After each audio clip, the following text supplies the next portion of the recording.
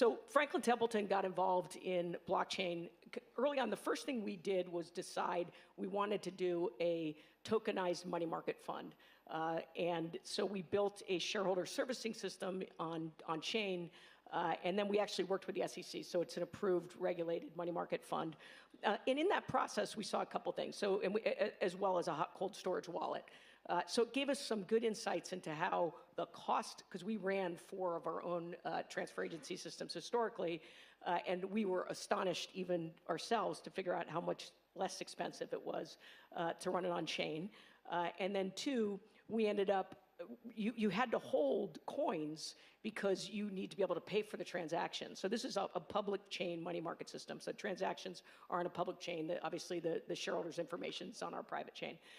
And so as we then started to hold, we did on the Stellar network, Lumens, we started to recognize, wow, if you hold these, it's interesting. As a node validator, you're learning a lot of information about what's going on. So today, we actually validate 5 different chains.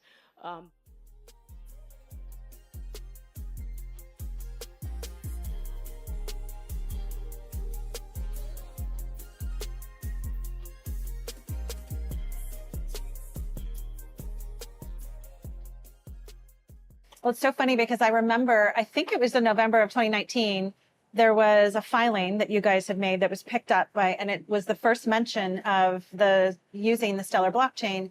And I was like, this is exactly the way that you want open technology to work.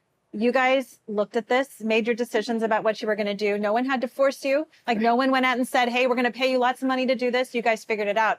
We were thrilled to see that because that's exactly what we want to see happen all over the world. And what we do see happen, not at this scale necessarily, but small individual developers in other parts of the world can grab the technology and do it. But once we did, we were like, hey, we should be talking to them. And so we started the conversations, and it's just been so nice to watch the journey. Yeah. And to watch that, you guys did very methodically approach this. Yeah. And so what are the benefits that you see for? Well, I mean, of course, at the time we were, trying to figure out which platform to use. And, I think we ended up with Stellar because of really the capabilities that you guys have that were so important for the regulatory environment, right? I mean, so this concept of being able to, claw back a transaction, right?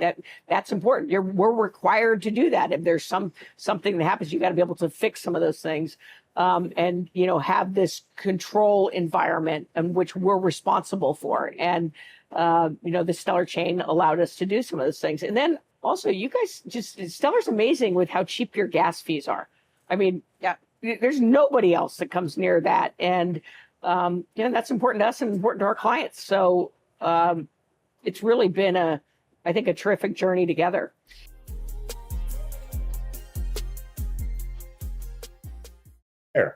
And so the key for me, though, is these opportunities shouldn't just be pilot projects.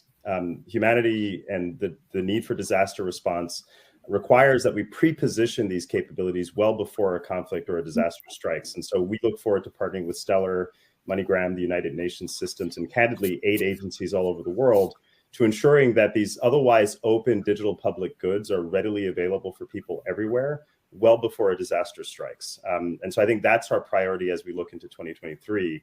And so we could end this otherwise dark year on a slightly bright note. And not rest on our laurels that this is just a pilot project today. This should just become a part of a norm all over the world. Hear, hear.